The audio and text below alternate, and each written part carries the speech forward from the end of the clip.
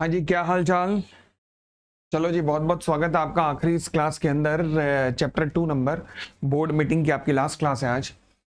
अब हम सेक्शन 190 तक तो कर चुके थे। आज हम कथा को आगे बढ़ाते हैं और अगला मेरा सेक्शन है सेक्शन 191। सेक्शन 191 की कथा भी अजीब है। ये सेक्शन कहता क्या है, पहले तो ये देखिएगा। सेक्शन 191 कहता है payment to the directors for the loss of the office for transfer of the shares और प्रॉपर्टी और अंडरटेकिंग। मतलब अब ये ना कुछ सिचुएशंस की कल्पना करता है। कहता है कि मान लीजिए जी हुआ क्या कि कंपनी की प्रॉपर्टीज किसी डायरेक्टर ने सेल करवाई, या फिर किसी डायरेक्टर ने कंपनी को ही सेल करवा दिया और बदले में उसको मिल रही है कंपनसेशन।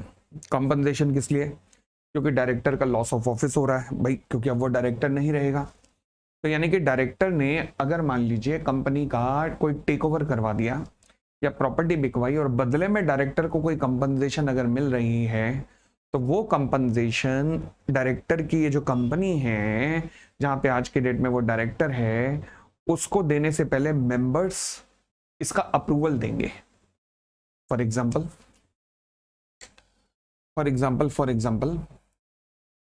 लॉ कहता है कि कोई भी कंपनसेशन पे नहीं की जाएगी डायरेक्टर को। किस लिए? Transfer of the property undertaking के लिए, ट्रांसफर ऑफ शेयर्स के लिए। जो वो ट्रांसफर ऑफ शेयर्स करवा रहा है कंपनी के, किसको करवा रहा है ट्रांसफर? शायद होस्टाइल टेक ओवर करवा रहा है, शायद फ्रेंडली टेक ओवर करवा रहा है, या कोई इंडिविजुअल को कंपनी के शेयर बिकवा रहा है। तो कोई भी कंपनसेशन डायरेक्टर को नहीं दी जाएगी जब तक कि ट्रांसफरर कंपनी के द्वारा यानी कि उसके मेंबर्स के द्वारा इसे अप्रूव ना कर दिया जाए। बात समझ आई? तो यानी कि कोई भी कंपनसेशन हमें पता रहनी चाहिए, मेंबर्स को पता रहनी चाहिए कि भाई अगर कंपनी के एसेट्स बिक रही हैं या कंपनी के शेयर्स बिक रहे हैं तो फिर डायरेक्टर को कंपनसेशन क्यों दी जा रही है। मेंबर को यह बात पता रहनी चाहिए बस। और इस सेक्शन का नाम है section 191।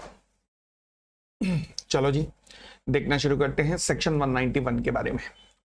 As per section 191, no director of the company shall in connection with the transfer of the whole or any part of undertaking or the property of the company, यानी कि अगर कोई डायरेक्टर ट्रांसफर कर रहा है whole और any part of the undertaking of the company, यानी कि प्रॉपर्टी ऑफ द कोई अंडरटेकिंग या प्रॉपर्टी ऑफ द कंपनी को ट्रांसफर कर रहा है, कौन ट्रांसफर कर रहा है? Director. No director of the company shall in connection with the transfer of the whole और any part of the undertaking और the property of the company और the transfer to any person of all or any of the shares in the company being a transfer resulting from, अगर वो transfer कर रहा है किसी व्यक्ति को कंपनी के शेयर्स, किस तरीके से शेयर्स किस तरीके से ट्रांसफर किए जा रहे हैं? पहला, an offer made to the general body of shareholder that is hostile takeover. देखो जी, होस्टाइल टेक ओवर की निशानी क्या होती है? यहां पर एक कंपनी दूसरी कंपनी जिसको टेक ओवर करने जा रही है ना, उसको ऑफर नहीं करती, उसके शेयर होल्डर्स को ऑफर करती है कि शेयर होल्डर्स देखो, तुम्हारा प्राइस है मार्केट में आज के डेट में 700 रुपए, हम तुम्हें इस 700 के बदले में 750 देते हैं, बोलो क्या हमें अपने शेयर दोगे? तो इसे कहते हैं होस्टाइल टेक ओवर बिड। ये कुछ केसेस में देनी पड़ती है, सभी टेक ओवर रेगुलेशन आपके सिलेबस में है, वहां जाके समझाऊंगा कि कब कब ये देनी पड़ती है। ठीक है जी। तो फिलहाल अगर मान लीजिए कंपनी ऑफर दे रही है general body of share holder को, यानी कि होस्टाइल टेक ओवर। फिर एक होता है friendly takeover. Friendly takeover क्या होता है? ये जो ब्लू से लिखा हुआ ना, ये एनालिसिस है, ठीक है ना। चलिए, इसका मतलब समझा हुआ है। फिर एक होता है friendly takeover. Friendly takeover क्या होता है? फ्रेंडली टेक ओवर में एक कंपनी दूसरी कंपनी के मैनेजमेंट को बिड देती है और कहती है जी भाई साहब, हम आपको टेक ओवर करना चाहते हैं, आप हट जाओ, ये कंपनी को हमारी सब्सिडरी बना दो। इसे कहते हैं फ्रेंडली टेक ओवर। ठीक है। तो यहां पर ऑफर किसको दिया जाता है? दूसरी कंपनी के बोर्ड ऑफ डायरेक्टर्स को। N offer made bye or on behalf of some other body corporate with a view to the company becoming a subsidiary company of such body corporate और a subsidiary company of its holding company। या तो हमारी subsidiary बन जाओ या हमारी holding की एक और सब्सिडरी बन जाओ। ठीक है ना। That is friendly takeover. क्योंकि ऑफर किसको दिया जा रहा है? ऑफर किसको दिया जा रहा है? एन ऑफर मेड बाय और on behalf of some other body corporate with the view to company becoming its subsidiary. कि भैया कंपनी को ऑफर दिया जा रहा है कि एक काम करो, आप हमारी सब्सिडरी बन जाओ या फिर हमारी होल्डिंग कंपनी की सब्सिडरी बन बन जाओ। तो this is called friendly game चल रही है, फ्रेंडली टेक ओवर हो रहा है। फ्रेंडली टेक ओवर में आप ऑफर सामने वाली कंपनी के बोर्ड ऑफ डायरेक्टर्स को करते हो, वो ये ऑफर लेके मेंबर्स के पास जाते हैं। बट होस्टाइल टेक ओवर में आप सीधा ऑफर किसको करते हो, दूसरी कंपनी के शेयर होल्डर्स को करते हो। फिर तीसरी सिचुएशन एक और है, एन ऑफर मेड बाय और on behalf of an individual with a view to his obtaining the right to exercise और control the exercise of not less than 1/3 of the total voting power at any general meeting of the company. यानी कि अगर company के shares बेचे जा रहे हैं, आप बेच रहे हो किसको, किसी इंडिविजुअल को। फॉर एग्जांपल रतन टाटा ने जिस तरीके से शेयर्स लिए थे किसके, ओला के, तो फिर ओला के 33% शेयर लिए थे उन्होंने, 33 पॉइंट समथिंग कुछ परसेंट लिए थे। तो फिर अगर कोई इंडिविजुअल को आप कंपनी के शेयर्स बेच रहे हो और इस तरीके से बेच रहे हो कि वो इंडिविजुअल कंपनी के कम से कम 1/3 of the total voting power पर अधिकार रखने वाला है, तो फिर भी ये सेक्शन लग जाएगा। ये सेक्शन कब लगेगा, आइए जी, हमने कहा 3 सिचुएशन देखी हमने, 3 भी नहीं 4। पहला, अगर मान लीजिए डायरेक्टर कंपनी की प्रॉपर्टी बिकवा रहा है। दूसरा, अगर होस्टाइल टेक ओवर हो रहा है। तीसरा, फ्रेंडली टेक ओवर हो रहा है। नेक्स्ट, अगर कोई इंडिविजुअल कंपनी में 33% इन्वेस्ट कर रहा है। और इन चारों में कॉमन चीज क्या है कि ये जो ट्रांसफरी कंपनी है या फिर जो इंडिविजुअल है, ये डायरेक्टर ऑफ ट्रांसफरर कंपनी को कोई कंपनसेशन पे करने जा रहे हैं, तो पहले ट्रांसफरर कंपनी उस कंपनसेशन को अप्रूव करेगी। अच्छा, कंपनसेशन क्यों देने जा रहे हैं, ये तो दलाली हो गई सर, ये तो कमीशन हो गई, ये तो ब्रोकरेज हो गई। नहीं नहीं नहीं नहीं, कमीशन ब्रोकरेज इसलिए नहीं कह रहा क्योंकि कंपनसेशन दी जा रही है क्योंकि उसका लॉस ऑफ ऑफिस हो रहा है, उसको रिटायर करवाया जा रहा है, मतलब डायरेक्टर जो है रिटायर हो रहे हैं। फॉर एग्जांपल अगर मैं बात करूं कि अब L&T ने एक होस्टाइल टेकओवर बिड के अंदर रिसेंटली माइंट्री नाम की कंपनी, जिसे कि इंडिया का नेक्स्ट इन्फोसिस कहा जाता था, उसे टेक ओवर कर लिया। अब जब टेक ओवर किया तो फिर कंपनी के जो डायरेक्टर्स थे, 2 डायरेक्टर्स जो मेन प्रमोटर्स भी थे, उन दोनों को कंपनसेशन पे की। अब ये कंपनसेशन पे तो हो जाएगी, बट ये कंपनसेशन को पहले अप्रूव करना पड़ेगा माइंट्री के मैनेजमेंट, माइंट्री के मेंबर्स के द्वारा। Getting it? तो बस वही लिखा है कि कोई भी कंपनसेशन ट्रांसफरर कंपनी को नहीं मिलेगी, ट्रांसफरर कंपनी के डायरेक्टर्स को। As per section 191, no director of the company shall in connection with, पहला, ट्रांसफर ऑफ द होल और part of any undertaking of the company. दूसरा, the transfer to any person of the shares in the company. क्यों? क्योंकि being a transfer resulting from the hostile takeover. Hostile takeover मतलब जब offer दिया जाता है सीधा general body of share holder को ऑफ द अदर कंपनी। दूसरा, फ्रेंडली टेकओवर, जिसमें ऑफर दिया जाता है कंपनी को कि आप हमारी सब्सिडरी, हमारी होल्डिंग की सब्सिडरी बन जाओ। तीसरा, ऑफर मेड बाय और on behalf of an individual को शेयर बेचे जा रहे हैं इस तरीके से कि individual would end up in getting minimum 1/3 of the total voting power of the company। अच्छा, फिर कहता है रिसीव, अब ये डायरेक्टर, नो डायरेक्टर, ऊपर वाली लाइन से शुरू करो, कहता है no director shall in connection with, हाँ जी, receive any payment by the way of compensation. किस लिए? Compensation for the loss of office. Compensation किस लिए मिल रही है? क्योंकि उसका लॉस ऑफ ऑफिस हो रहा है या फिर उसका रिटायरमेंट हो रहा है ऑफिस से, यानी कि उसका ऑफिस छूट रहा है, इसलिए उसे कंपनसेशन दी जा रही है। कहीं ऐसा तो नहीं कि तेरे को ऑफिस छोड़ने के बदले में अरबों रुपए दिए जा रहे हैं कि तू कंपनी को छोड़ के चला जा, तो क्यों दिए जा रहे हैं, जरा हमें ये बता दे बस। हाँ जी, ठीक है जी। From the transferee of such undertaking और प्रॉपर्टी, और from the transferee of shares, और फ्रॉम एनी अदर पर्सन मतलब individual not being such company. तो अगर ये कंपनसेशन उसे दी जा रही है तो फिर क्या करना पड़ेगा? मैंने कहा कुछ नहीं करना पड़ेगा, बस मेंबर से अप्रूवल दिलवा दे। unless the particulars as may be prescribed with regard to the payment proposed to be made, unless the particular with respect to the payment proposed to be made by such a transferee or person मतलब individual, including the amount thereof, have been disclosed to the members of the company। ये members, ये company मतलब transferor company को disclose कर दिया गया है। And the proposal has been approved by the company in general meeting, और company ने इस प्रपोजल को अप्रूव भी कर दिया है। हियर वी आर डिस्कसिंग, ये एनालिसिस है जो डब्बों में बन गया हो ना, here we are discussing about an approval by the transferor company share holder.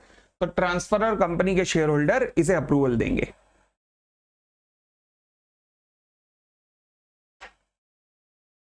ठीक है जी, चलो जी।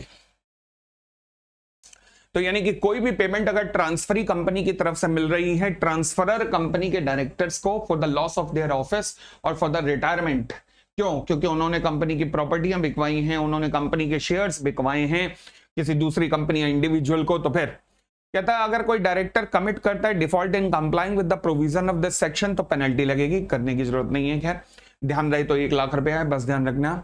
रूल नंबर 17 कहता है, सोचो ना, अब जब आप कंपनी के ट्रांसफरर कंपनी के मेंबर हो और ट्रांसफरर कंपनी के मेंबर की जनरल मीटिंग में आप सब अपने आप को जनरल मीटिंग का मेंबर समझ के बैठो और मैं आपके सामने एक प्रपोजल लाया हूं कि हाँ जी ऐसा है कि हमारी कंपनी के डायरेक्टर है रामलाल, इन्होंने हमारी कंपनी का टेक ओवर करवाने में बड़ी मदद की है। आज इन रामलाल जी का हॉस्टाइल टेक ओवर हो रहा है जिसमें इन्हें कंपनसेशन दी जा रही है, मैं आपकी अप्रूवल चाहता हूं।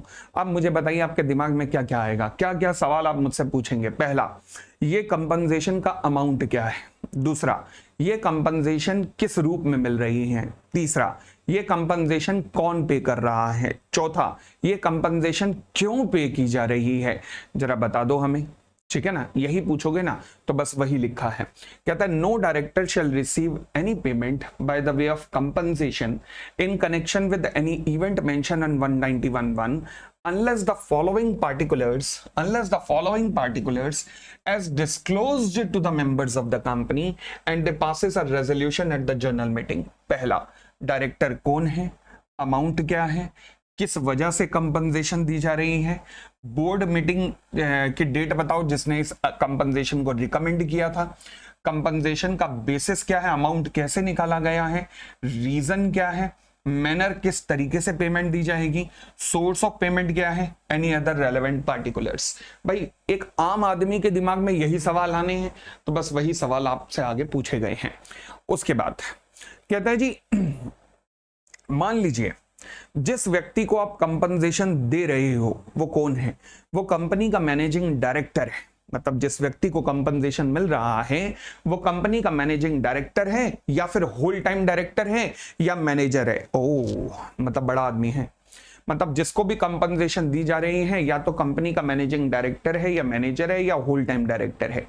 तो इस व्यक्ति को जो कंपनसेशन दी जाएगी वो कंपनसेशन ध्यान रखते हुए देना, वो 202 सेक्शन 202 में एक कंपनसेशन निकालने का तरीका है, वो कंपनसेशन उससे ज्यादा नहीं होनी चाहिए।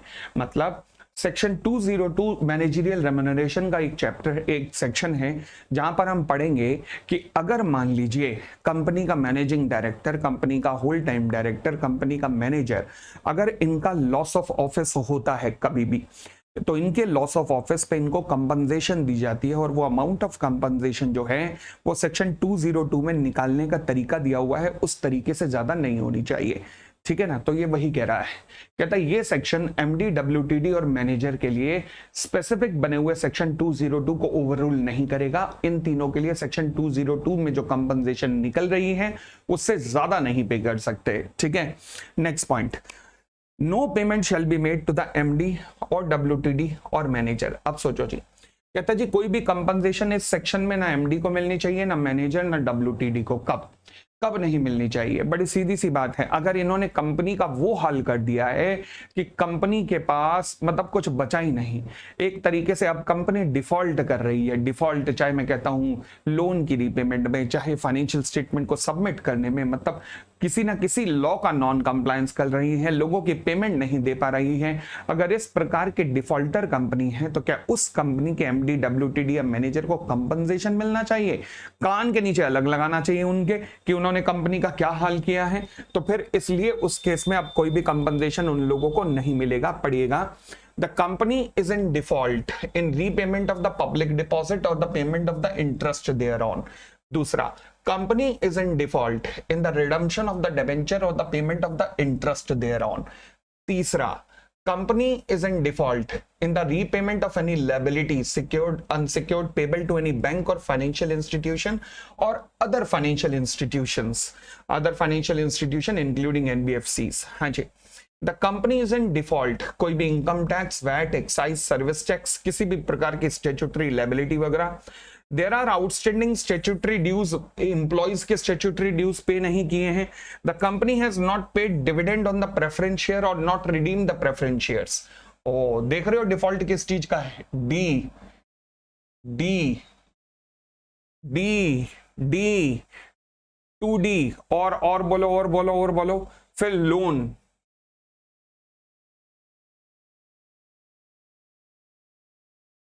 फिर टैक्स, फिर एम्प्लॉयज ड्यूज, फिर डिविडेंड, तो 3D और साथ में preference share, deposit with interest, debenture with interest, dividend.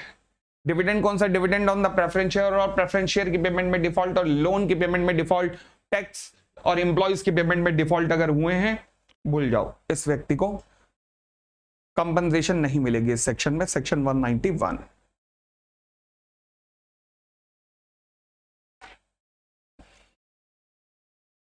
ठीक है जी, हम आते हैं आगे।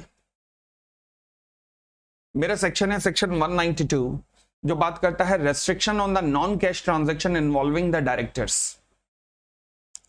अब ये सेक्शन बनाया क्यों गया, इसके पीछे की कथा सुनिएगा। एक्चुअल में एक जमाना था जब डायरेक्टर्स कंपनी को नोच लेते थे। किस तरीके से नोचते थे, वो नोचने का तरीका बताया हुआ है कि मान लीजिए एक कंपनी है, कंपनी अपने डायरेक्टर को फ्लैट देना चाह रही है, करोड़ों रुपए का फ्लैट है, वो कंपनी डायरेक्टर तक पहुंचाना चाह रही है, मतलब या दूसरे शब्दों में डायरेक्टर वो कंपनी से फ्लैट छीनना चाह रहा है। ठीक है, अब तरीका क्या है, अगर डायरेक्टर को पैसे देने पड़ेंगे, अब डायरेक्टर पैसे देगा, वो कहता फिर छीनने का क्या फायदा जब पैसे लेने हैं। तो डायरेक्टर ने कहा एक काम करो, मेरी तरफ से सेल ऑफ सॉफ्टवेयर दिखा दो कि मैं तुम्हें सॉफ्टवेयर दे रहा हूं। सॉफ्टवेयर कैसा कि जिससे कंपनी टोटल कर पाए। तो 10 करोड़ का फ्लैट दिया, जिसके बदले में ऐसा सॉफ्टवेयर मिल रहा है जिससे कंपनी टोटलिंग कर पाएगी। तो टोटलिंग तो एक्सेल से हो जाती है, ऑफिस सॉफ्टवेयर से हो जाती है जो फ्री में होता है, तो उसके लिए 10 करोड़ का सॉफ्टवेयर यही चिपकाया जाता था कि कंपनी डायरेक्टर को कुछ बेच रही है और बदले में डायरेक्टर कंपनी को सॉफ्टवेयर बना के दे रहा है।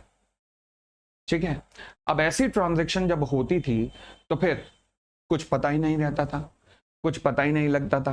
भाई कहा जाता था जनरल मीटिंग में, डायरेक्टर ने हमें सॉफ्टवेयर बना के दिया है, अब मेंबर को थोड़ा ना पता है सॉफ्टवेयर क्या हेल्प कर रहा है, उस सॉफ्टवेयर की मार्केट प्राइस क्या है। मेंबर को तो बेवकूफ बना दिया तुम लोगों ने बड़े आराम से। ये खेल खेले जाते थे, किसके द्वारा? कंपनी के द्वारा ये गेम्स खेली जाती थी।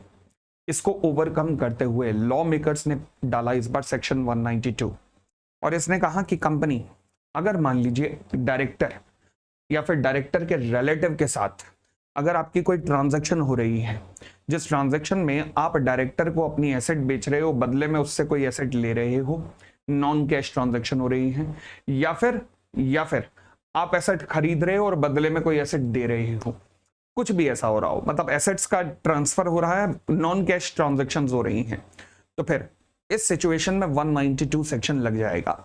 अब आपके दिमाग में इमीडिएटली क्लिक हो जाएगी एक बात कि सर अगर कंपनी डायरेक्टर और उनके रिलेटिव से डील कर रही है तो इसका मतलब तो इसके ऊपर सेक्शन 188 यानी कि रिलेटेड पार्टी ट्रांजैक्शन लग जाना चाहिए। हाँ, बिल्कुल सही कहा आपने, ये भी रिलेटेड पार्टी ट्रांजैक्शन है, यानी कि यहाँ पर भी डायरेक्टर के साथ केवल ट्रांजैक्शन, मतलब रिलेटेड पार्टी में तो नो है ना, यहाँ पे उन नो में से जो पहला था सेक्शन 2 क्लॉज 76 सब क्लॉज आई या 1 डायरेक्टर एंड देयर रिलेटिव, यहाँ पे उसकी चर्चा है। तो फिर यहाँ पर 188 क्यों नहीं लगा, 192 क्यों लगा? 188 लगता है रिलेटेड पार्टी ट्रांजैक्शन पर, बट ये सेक्शन एक स्पेसिफिक सेक्शन है, ये केवल उस सिनेरियो की कल्पना करता है जब डायरेक्टर के साथ ट्रांजैक्शन कर रहे हो, डायरेक्टर को कुछ दे रहे हो, बदले में कुछ ले रहे हो, मगर कहीं पर भी कैश एलिमेंट इंक्लूड नहीं है, कैश एलिमेंट इन्वॉल्व नहीं है। तो नॉन कैश ट्रांजैक्शन अगर कंपनी अपने डायरेक्टर या उनके रिलेटिव के साथ करती है तो 192 उसके लिए एक स्पेसिफिक सेक्शन बना हुआ है, 192 स्पेसिफिक सेक्शन बना हुआ है। तो अब लॉ क्या कहता है? अभी तक मैंने कहा कंपनी क्या करती थी, करोड़ों का फ्लैट दिया, बदले में कुछ छोटा मोटा सॉफ्टवेयर ले लिया, ट्रांजैक्शन दिखा दी। लॉ कहता है हैंग ऑन, अब ऐसा नहीं होगा। आज के बाद कंपनी अगर आप अपने डायरेक्टर से इस प्रकार की कोई ट्रांजैक्शन कर रहे हो तो पहले तो आपको जनरल मीटिंग में अप्रूवल लेनी पड़ेगी मेंबर से ऑर्डिनरी रेजोल्यूशन के थ्रू। बहुत अच्छी बात है। अगली बात, जब आप मेंबर से अप्रूवल लेने जाओगे तो उस अप्रूवल से पहले आपको रजिस्टर्ड वैल्यूअर से एक वैल्यूएशन करानी पड़ेगी। रजिस्टर्ड वैल्यूअर से अपनी वैल्यूएशन में रजिस्टर्ड वैल्यूअर जो एसेट जा रही है और जो एसेट आ रही है दोनों की एक वैल्यूएशन निकाल के देगा, ताकि अब मेंबर्स उसे कंपेयर करते हुए फिर जाके ऑर्डिनरी रेजोल्यूशन पास करें। बताइए अच्छा लगा? तो ये है 192। पढ़िएगा। तो company sale of software, sale of flat, तो अब लॉ क्या कहता है, कहता है director use to take advantage, ये आपको कॉन्सेप्ट सिखाया गया है, of this situation and tend to sell software in lieu of the costly flat और property to gain abnormally. To overcome this situation 192 was framed which imposed certain restriction and require, पहली चीज क्या है 192 के अंदर आपको दिखेगी, अप्रूवल चाहिए मेंबर से, और दूसरा वैल्यूएशन रिपोर्ट मेंबर को भेजनी पड़ेगी फॉर टेकिंग डिसीजंस। अब आइएगा सेक्शन के वर्डिंग्स पे आते हैं। कहता है according to this section no company shall enter into any agreement by which a director of the company its holding company, subsidiary company, associate company और पर्सन कनेक्टेड विद हिम, यानी कि मैं कह सकता हूं कि director of company, associate company, subsidiary company, holding company और उसके और क्या लिखा है, पर्सन कनेक्टेड विद हिम। अब पर्सन कनेक्टेड विद हिम की ना डेफिनेशन ही नहीं है, यहां पर कोई डेफिनेशन पर्सन कनेक्टेड की नहीं दे रखी, तो हम उसका जो मतलब निकाल सकते हैं उसका मतलब होगा रिलेटिव। ऑब्वियसली रिलेटिव की चर्चा कर रहा होगा, वही कनेक्टेड पर्सन हो सकते हैं, हालांकि लॉ मेकर ने लिखा नहीं यहाँ पर, ठीक है। तो अगर मान लीजिए डायरेक्टर ऑफ कैश या रिलेटिव, अगर मान लीजिए कंपनी से एसेट एक्वायर कर रहा है और कंसिडरेशन दे रहा है अदर देन कैश, या फिर उल्टा हो रहा है, इस ट्रांजेक्शन को उल्टा पलट दो तो क्या बना कि कंपनी डायरेक्टर ऑफ कैश या उसके पर्सन कनेक्टेड से एसेट ले रही है और कंसिडरेशन अदर देन कैश दे रही है। ओके, तो फिर होगा क्या, कहता है ये ट्रांजैक्शन तब तक नहीं होगी जब तक कि prior approval of such arrangement is accorded bye the resolution of the company general meeting. Resolution मतलब ओआर, तो वो चीज मैंने यहां पर लिख दी है यहां पर कि कोई भी ऐसी ट्रांजैक्शन नहीं होगी unless the ordinary resolution in general meeting is passed. ठीक है, और आगे बढ़ते हैं। फिर आगे कहता है और रुको, कहता है अगर वो जो कंसर्न डायरेक्टर जिसके साथ आप ट्रांजैक्शन कर रहे हो ना, या फिर उसका कनेक्टेड पर्सन जो है, इफ द डायरेक्टर और connected person is a director of its holding company, अगर होल्डिंग कंपनी का डायरेक्टर है तो फिर मामला और सीरियस है। तो फिर आपको अपनी कंपनी में तो अप्रूवल चाहिए ही चाहिए, साथ में होल्डिंग कंपनी जिसका वो डायरेक्टर है, मतलब अगर ये transaction director of the holding company के साथ हो रही है, उसके रिलेटिव के साथ हो रही है, तो अपनी कंपनी में तो अप्रूवल लेना ही लेना, साथ में होल्डिंग कंपनी के भी अप्रूवल ले लेना। होल्डिंग कंपनी में भी ऑर्डिनरी रेजोल्यूशन फिर आपको पास करना पड़ेगा। ओ, तो पढ़ के देखिएगा एक बार दोबारा।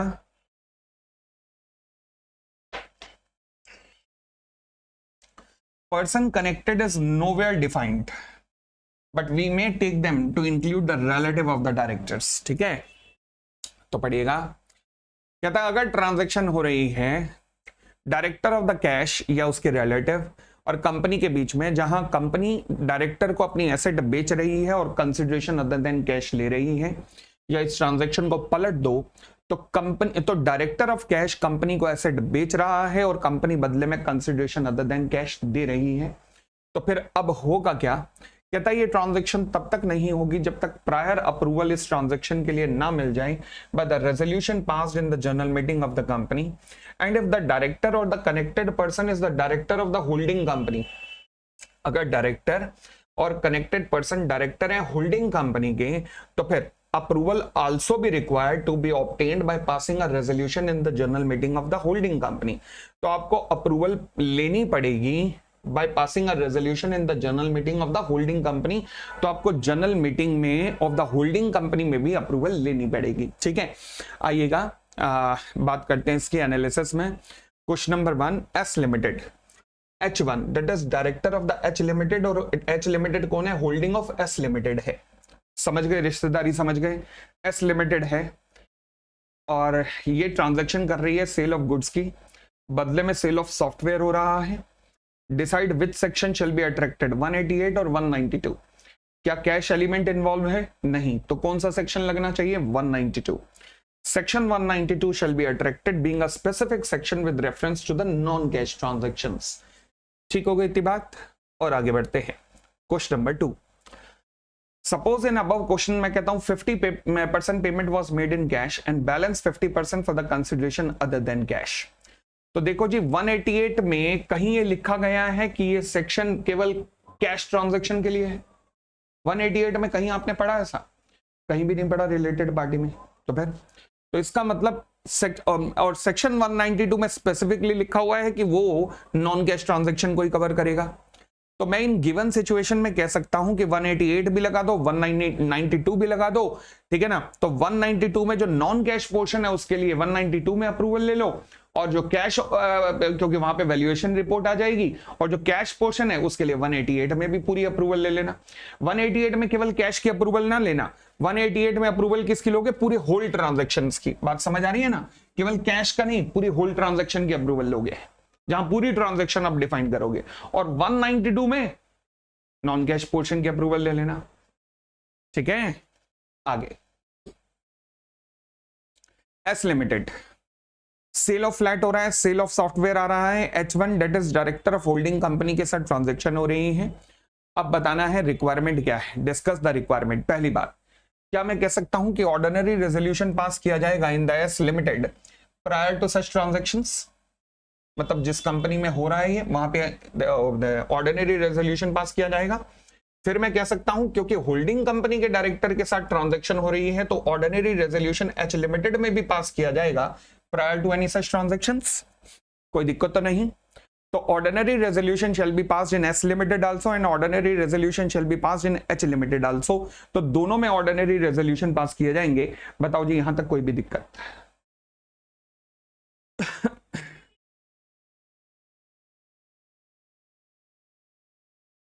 क्लियर है?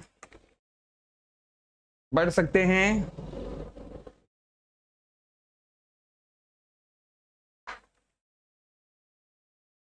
चलिए आगे। फिर कहता है ये जब ऑर्डिनरी रेजोल्यूशन पास करने की बात आ रही है तो एक बात का ध्यान रख लेना, वो क्या कि company to dispatch notice of the general meeting to the members which need to include, company to dispatch notice of general meeting to the members, और नोटिस में नीड टू इंक्लूड क्या क्या आएगा? पार्टिकुलर ऑफ अरेंजमेंट, मतलब पूरे arrangement की आप लोग डिटेल बताओगे, और साथ में वैल्यूएशन रिपोर्ट दोगे किसकी? रजिस्टर्ड वैल्यूअर की। साथ में एक वैल्यूएशन रिपोर्ट आएगा रजिस्टर्ड वैल्यूअर की। तो दोबारा देखिएगा, कंपनी को डिस्पैच करना पड़ेगा notice of general meeting to the concern members which need to include particulars of the arrangement plus valuation report of the registered valuer, दोनों आनी चाहिए वहां पर। ठीक है जी, ये नोटिस ऑफ मीटिंग के साथ जाएगा। अच्छा, अगर कंपनी तुमने कोई भी कॉन्ट्रावेंशन किया, मतलब जितने भी आपने प्रोविजन पढ़े, अगर उनका कोई भी कॉन्ट्रावेंशन हुआ तो कॉन्ट्रैक्ट क्या हो जाएगा? वॉइडेबल हो जाएगा at the option of the company. अगर कोई भी कॉन्ट्रावेंशन हुआ तो कॉन्ट्रैक्ट वॉइडेबल हो जाएगा at the option of the company, unless, जब तक कि ऐसा ना हो, अनलेस क्या कंपनी को इंडेमनिफाई कर दिया गया है एनी अदर पर्सन के द्वारा फॉर द लॉस और डैमेज कॉस्ट और any benefit benefit right acquired by any other person. बड़े अजीब बात है। इस क्वेश्चन को छोड़ना, पहले नीचे एनालिसिस पे आओ। आइए, क्वेश्चन नंबर 1, कंपनी ट्रांजैक्शन हुई है 192 में D1R डायरेक्टर के रिलेटिव के साथ में। No resolution could be passed in the general meeting, define the status of the transaction. बताओ जी, क्या मैं कह सकता हूं कॉन्ट्रैक्ट अवॉइडेबल हो जाएगा at the option of the company? यही तो हमने कहा।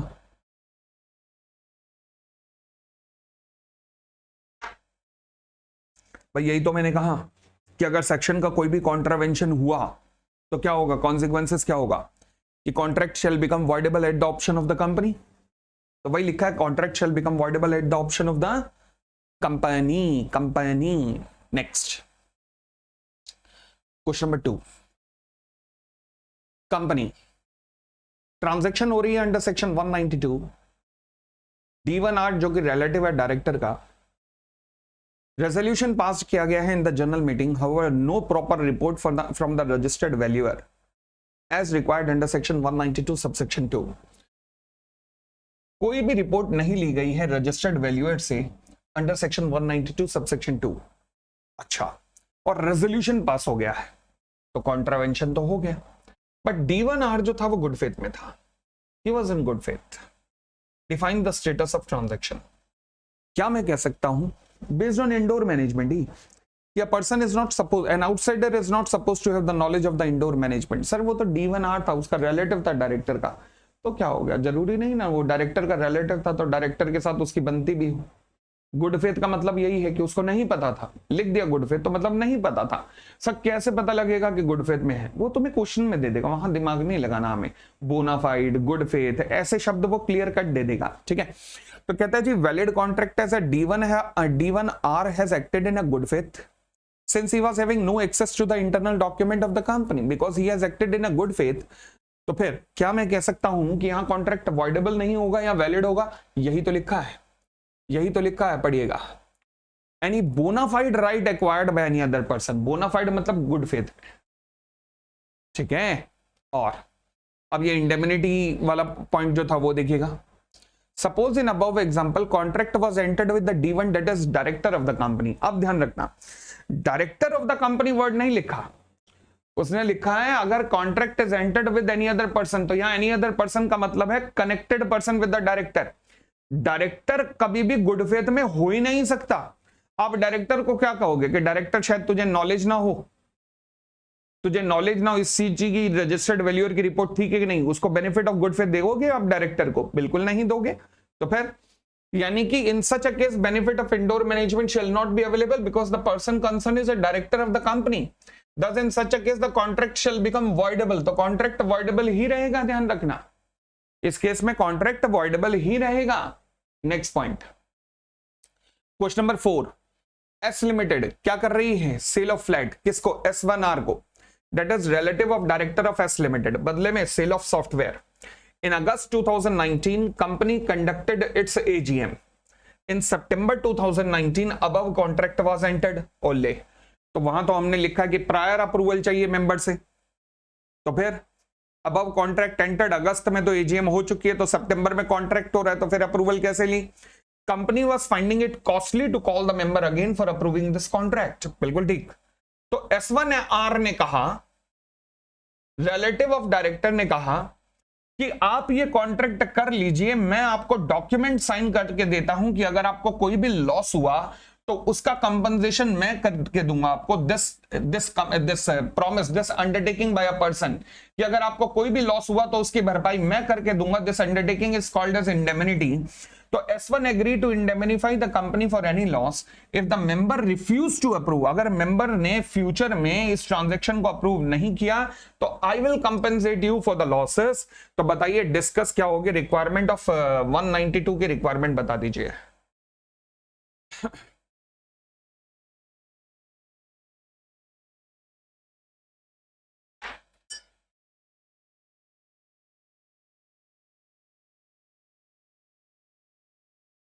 Discuss the requirement under section 192। अगर वो concern person, other person company को इंडेमनीफाई करने को तैयार है और फिर कंपनी ने कुछ किया जो कि कॉन्ट्रावेंशन में है, अगर कोई कॉन्ट्रावेंशन में है, मगर अगर वो सामने वाला कंपनी को इंडेमनीफाई करने को तैयार है कि कुछ भी लॉस हुआ तो भरपाई मैं करके दूंगा, तो बताइए क्या कोई दिक्कत है? नहीं दिक्कत है, कोई दिक्कत नहीं है। तो इसलिए लो जी, यहां पर कोई भी दिक्कत नहीं है। तो since S1R has agreed to indemnify the company for the loss, तो इसलिए वैलिड कॉन्ट्रैक्ट रहेगा। कॉन्ट्रैक्ट क्या रहेगा? वैलिड कॉन्ट्रैक्ट रहेगा। आई होप कोई दिक्कत नहीं है, क्लियर है। चलिए वापस आते हैं, जो एक क्वेश्चन रह गया अब उस क्वेश्चन पे आ जाते हैं। हाँ जी, referring to the provisions of the Companies Act 2013, comment whether the following transactions are valid। पहला, Mr. Z, a director of the Turbo Limited, acquired certain assets from the company for consideration other than cash by the way of an agreement with the company. The company had not taken approval of the shareholder in the annual general meeting। बताओ जी, company ने permission नहीं ली है AGM से, तो बताइए क्या होगा? क्या मैं कह सकता हूं कि कॉन्ट्रावेंशन हुआ है? तो कॉन्ट्रैक्ट क्या हो जाएगा, वॉइडेबल हो जाएगा। दोबारा बोलता हूं, कॉन्ट्रैक्ट क्या हो जाएगा, वॉइडेबल हो जाएगा। This acquiring of asset by mister Z from the company for consideration other than cash is invalid. मतलब proper word should have been voidable, but एक बार सी इंस्टीट्यूट ने क्वेश्चन पूछ के उसमें इनवैलिड लिख दिया था, but proper word should have been voidable. यहां पर proper word should be voidable. चलिए फिर mister A, another director of the turbo limited enter into an agreement with the they limited, a subsidiary of the turbo limited. Subsidiary के साथ contract कर रहा है to acquire certain machinery for consideration other than cash.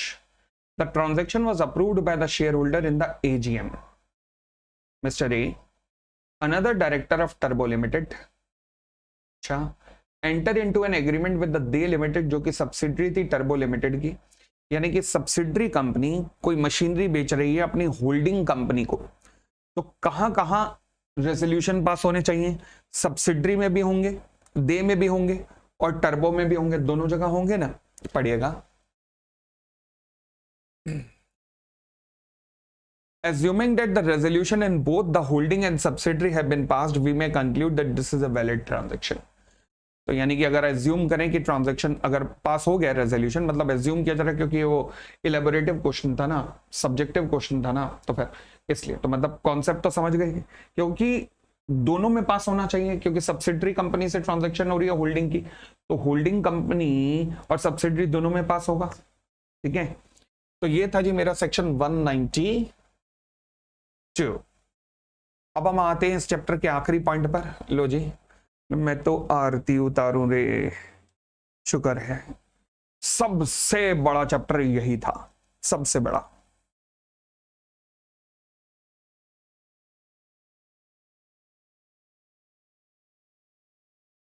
कहता जी contract by one person company.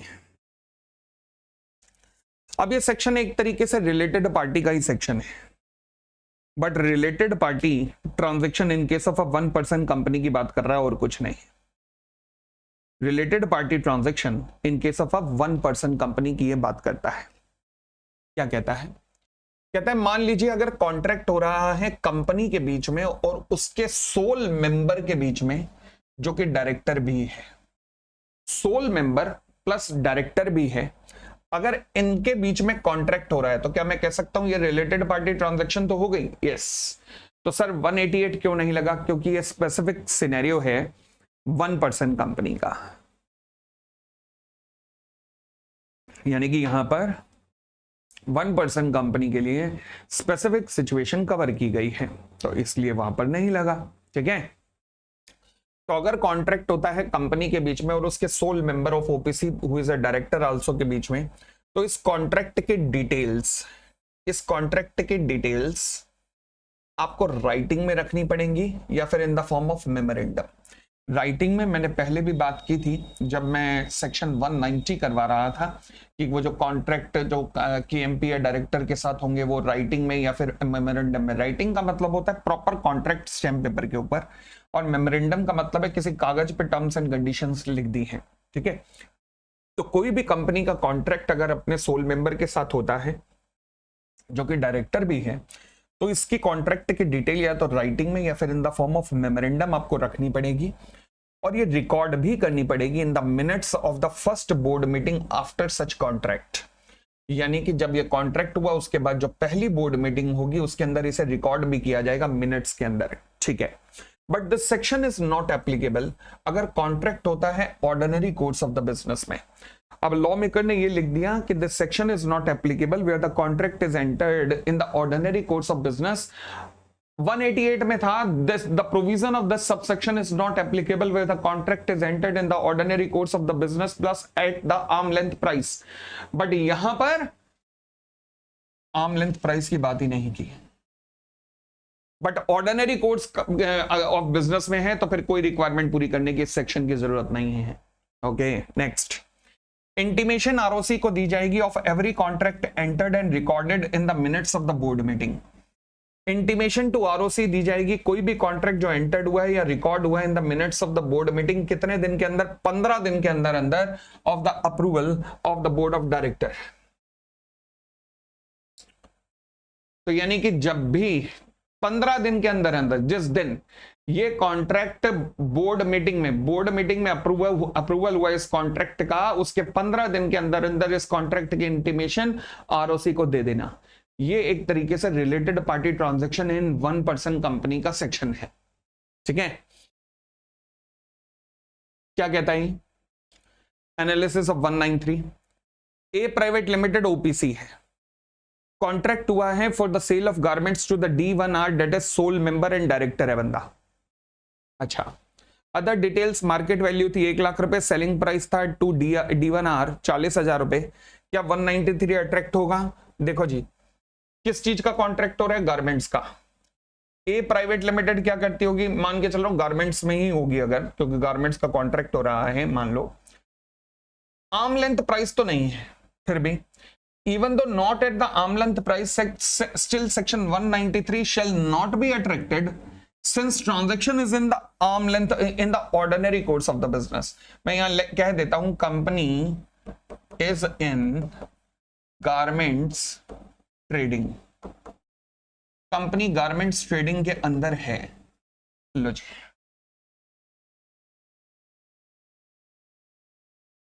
तो ये है जी बस मेरा सेक्शन 193, बस इतना सा सेक्शन है ये।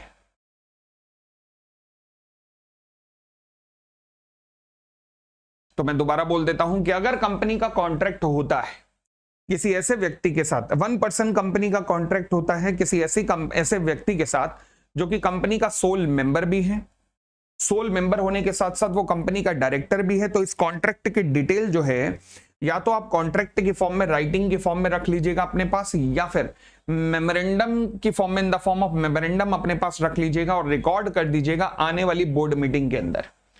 करवा दी रिकॉर्ड, चलो अच्छी बात है। फिर उसके बाद कहते हैं मगर कुछ भी करने की जरूरत नहीं है अगर transaction ordinary course of the business में, आर्म लेंथ की बात ही नहीं की। उसके बाद आरओसी को इंटीमेशन जरूर दे देना, जिस दिन बोर्ड मीटिंग के अंदर ये कॉन्ट्रैक्ट अप्रूव हुआ होगा उसके 15 दिन के अंदर आरओसी को इन्फॉर्म कर देना इस कॉन्ट्रैक्ट के बारे में। बस जी, ये हमारा सेक्शन 193 है और ये आपका पूरे का पूरा बोर्ड मीटिंग खत्म होता है। अब अगला चैप्टर जो हमारा शुरू होगा कल से, उसका नाम है managerial remuneration. It will take 3 classes, 3 classes के अंदर हमारा मैनेजरियल रेम्युनरेशन खत्म हो जाएगा। उसके बाद फिर हम कंपनी के एक क्लास के चैप्टर हैं, फिर तो उसके बाद एक क्लास, 2 क्लास, मैक्सिमम 1 या 2 क्लास के चैप्टर होंगे, धड़ाधड़ खत्म होते जाएंगे, फिर तो कोई दिक्कत नहीं है। चलो जी, तो बहुत बहुत धन्यवाद। हम मिलते हैं मैनेजरियल रेम्युनरेशन के साथ में। Thank you.